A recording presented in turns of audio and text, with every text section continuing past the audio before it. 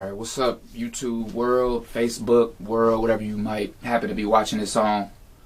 I just wanted to make this video. It's something that's been in my mind, something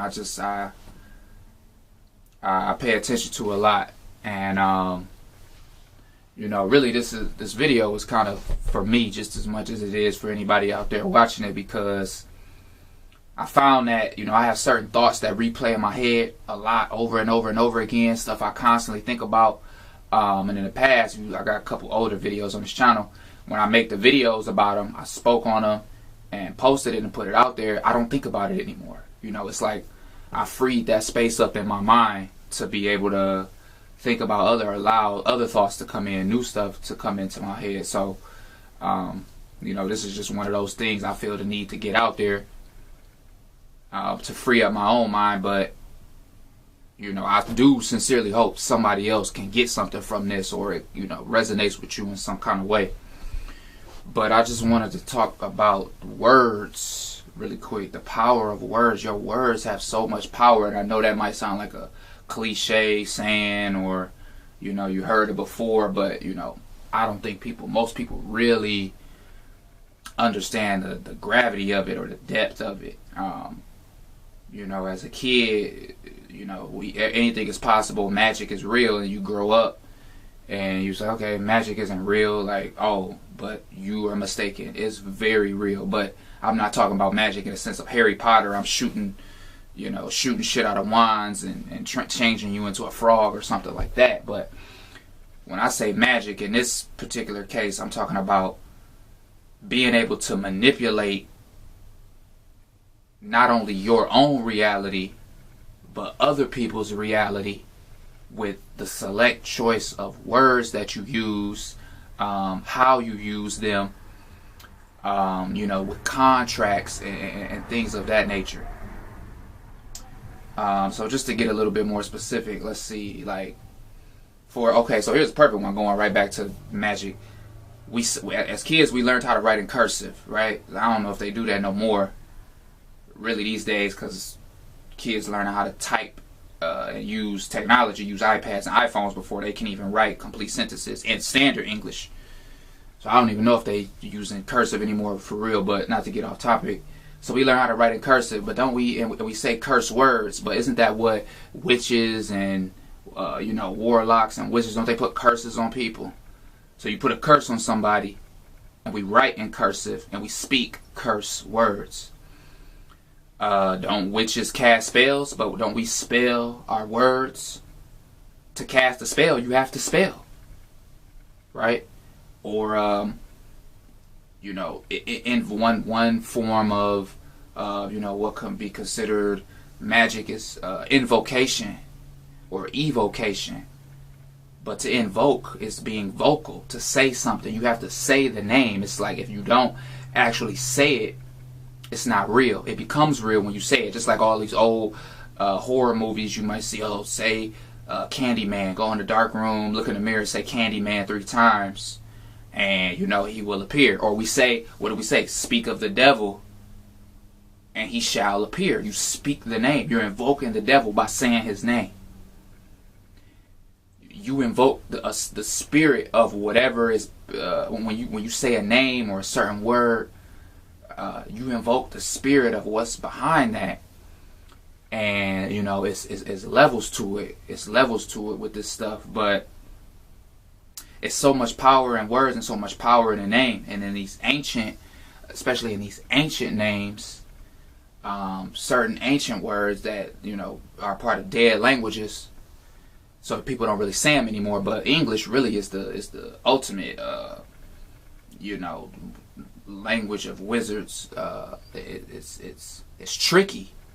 English can put you in a box. For example, here's another example for lawyers.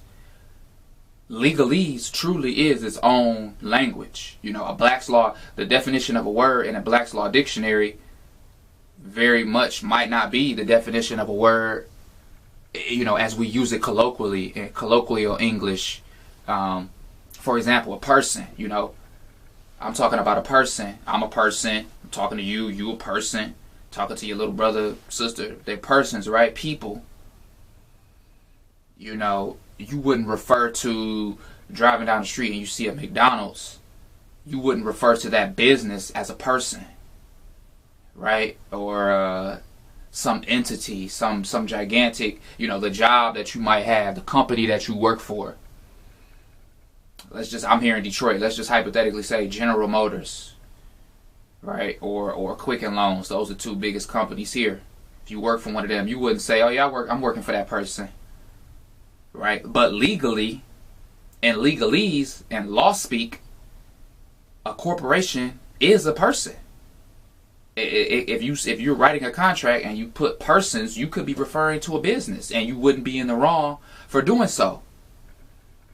So you see how that I might talk to you and say person, but it means it has a completely different meaning. So when you step inside of a courtroom, all your words now have new definitions.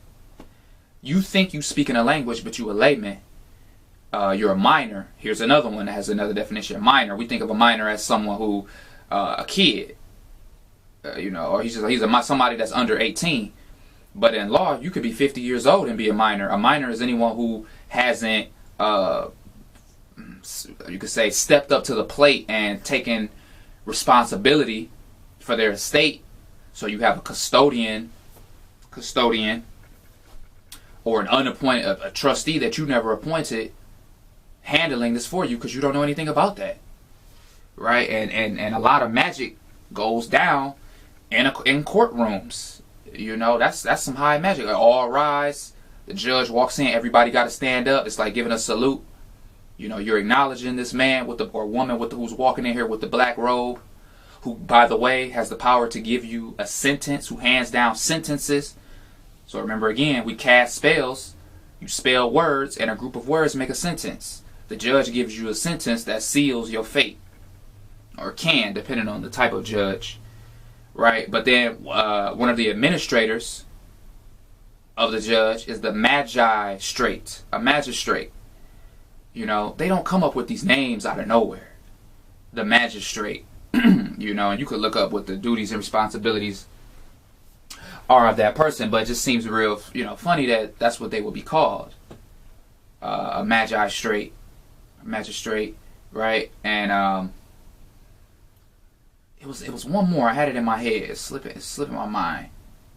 But basically, and to go into a deeper level with the courts and all of that, this is really it all goes back to Kabbalah, which is the foundation of pretty much all Western culture in the modern world, because from Kabbalah comes Judaism, and from Judaism comes Christianity. It's an offshoot of that. And that's what we all follow here in the Western world more than anything. It's more people following Jesus in the Western world than anything else. And it's no secret that in today's world, Jewish people, or the so-called Jews, it may all depend on your outlook, but they control shit. They run everything. The commissioners of all the sports teams, maybe not anymore. David Stern is Jewish. Adam Silver is a Jew. Paul Tagliabue, he was a former, I think that was the former, can't remember if it was the MLB or the NFL, right? They run these organizations. It's no secret that a lot of Jewish people are lawyers. Again, going back to lawyers, all politicians are lawyers. Or most, I'll say. We got Donald Trump. He ain't never go to no law school. But for the most part, these people are lawyers. That's why I know when you look at the House of Representatives and the Congress and the presidents, these people aren't scientists. They're not mathematicians. There ain't no mathematicians in Congress. It ain't no scientists in Congress. The people, people who understand numbers and physics. Nah, those not the people who got control of everything. The people who got control of everything, who understand words, who understand legalese, who understand how to make contracts and get you to agree to contracts that you don't know that you're agreeing to. If you've ever read the old book, The Devil and Daniel Webster, or we always talk about selling your soul to the devil. Well, that's how you sold your soul. How do you do that? Through a contract. You signed your name. You put your signature, your sign nature, the sign of your nature, the sign of you being a natural being, putting your individual, unique signature on something that nobody else can do. that differentiates you from everyone else. Everybody's handwriting is unique. Everybody's signature is unique. So here we go. You have these politicking with the devil. Politics, again. It always comes back to a courtroom. Satan in Hebrew, Hasatan, it means it's a title. It's not a name. Hasatan, the accused one. Or the defendant. That's another one. Here we go back to a courtroom again. A defendant. Someone who is being accused of a crime. The adversary. That's another one. Some of you might be thinking, oh, it doesn't mean that. It means the adversary. Well, shit. If you a plaintiff in a courtroom, the defendant is your adversary. So here we come back to a courtroom again. And God is the judge, right? So everything centers around court and what's going on in court. Court determines your fate. These lawyers supposedly represent you, but it's really just a game being played between him and the judge over your head, because you're not certified by the bar, British accredited registry.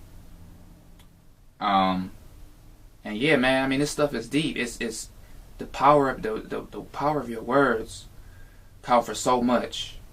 And people don't know. You invoke things, you speak things. Just or somebody say, I invoke my Fifth Amendment rights. I'm speaking it into existence. I plead the Fifth. Now that I'm saying this, you're not going to convince me to keep speaking. I invoke these rights.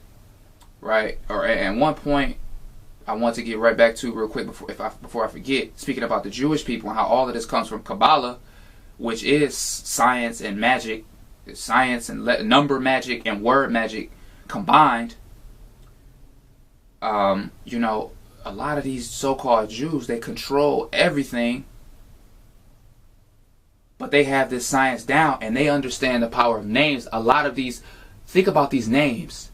Goldstein, these Jewish names, Goldberg, Goldstein, Silverman, right? Adams, the commissioner of the NBA, Adam Silver, Silverman, Sarah Silverman. I don't know if she's Jewish or not. I wouldn't be surprised, because it seems like pretty much anybody can call himself a Jew these days. It don't matter what race you are, ethnicity, you profess your faith in the Torah and say you believe in Yahweh, you're a Jew now, right? So, but Sarah Silverman, that's another one. One of the biggest banks in the world, if not the biggest bank, is Goldman Sachs. Goldman Sachs. Do you think it's a coincidence that one of the biggest banks in the world, who has control of so much, who does so much laundering, who has power over politicians and all of these things, is called a sack of gold, or Goldman Sachs? They understand that when they give themselves these certain names, it brings a certain attraction to them. They're going to attract money, having names like Silverman, Goldman, Goldberg, Goldstein, and things like that. Every time you speak their name, you're speaking money. You're speaking gold. So, there's some other things that come to mind with this. Let me see what's this video only go for so long. I don't know if I ran out of time yet. Let me see. This is my first one. What I got on here? I got more time. My camera might die though. But your words are powerful, Words cut. S words, a sword. Words can cut. You know what I mean? What's some more? I play around with this all day. I see the more attention you pay to it, the more you see. And you start to get to a point where you don't run your mouth. A lot of people say the more you know, the less you say. And I find that to be so true. Not even just with this in particular, but the more you know, the less you say, because you understand the power behind what you're saying. You're not just blurting these words out. Over years of study, I see, like, for example, here's one with the Bible. What's God's name? For the longest, nobody knew. God is just a title. That's not a name. What's God's name? Well, they have the holy name for God in what we now call Hebrew or Phoenician or the Punic languages, right? The Tetragrammaton. But these ancient priests removed it so as not to make it commonplace. there is power in that name, no matter what you might believe. I'm not a Hebrew Israelite. I'm not a Jew. I don't refer to myself as a Jew. You know, I try to be as unbiased as I can with in this day and age, with all the information out there, and just try to see stuff from as many perspectives as I can. But these that name, the Tetragrammaton, does hold power.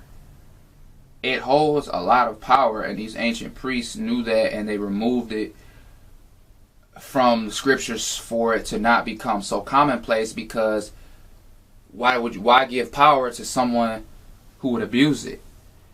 Why give this holy power? You're profaning it. You know, you're giving something that's so holy, and giving it to people who make it worthless. Like Jesus said, don't cast your pearls before swine. Why would you do that? It loses all value when you just give it to anyone like that. Or we could think about you know, whatever is sacred to you, sex. And I'm not just talking about for women. You know, we have women like, oh, don't give it up. You can't just be giving it up to any dude because now it becomes worthless. But I say that's for men too. You know, the same thing. It's a double standard, but they don't change nature. Why you devalue yourself when anybody can have what is most sacred? Right? So, and you can, I'm sure you can think of a bunch of different examples. I mean, I don't have to go in detail with that. But you just don't want to profane these names. And then they have these books of names, the book, or in the ATR religion, you know, they chant the words of power. The Hindus or the Eastern religions, you know, they chant Om, or right, that word, that sound is a frequency that you know, has power. And when you chant it, you know, you can it can become enchanting. You chant these words, it becomes enchanting. And I mean, that goes right back again with magic, but not in the spooky sense. I don't want people to get spooked out. I'm not talking about Harry Potter, but magic with the ability to manipulate your reality or someone else's reality in conformance with your will. That's very possible. It's happening every day. So the better you get with your words, understanding words, you know, you enlarge your vocabulary, understand the 8 parts of speech, things like that. It can serve you well. It can serve you well in this world. It can take you a long way.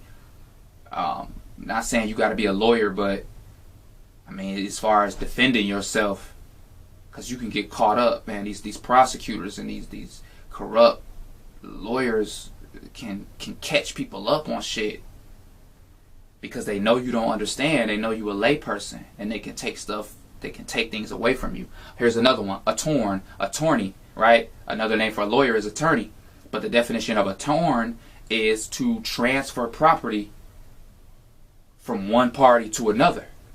So who's the property being transferred from and to? Well, the job of an attorney is to transfer the property of whoever they're not representing, the adversary, over to their employer, whether it be a private person or a company that they work for. Their job is to take your property, and they'll see you in court and use words to facilitate this because they're better at wordsmithing and you know, fashioning words than you are. Or unless you got a lawyer on your end who you hope is better. But that's, if we're going by, I'm not saying everybody who's an attorney is evil in doing these things, but by definition, to attorn, to take property from one and give it to another. So an attorney's job is to facilitate us taking your property. You know? That's another one right there. But I'm gonna close it off right here. I could keep going, but I just hope I, you know, put a spark in somebody's mind, whoever watches this. Get into etymology, look up words, get a Black's Law dictionary, really look at what these words mean when you say them, or some of these ancient holy names, these different beings, the names you give people. Matter of fact, let me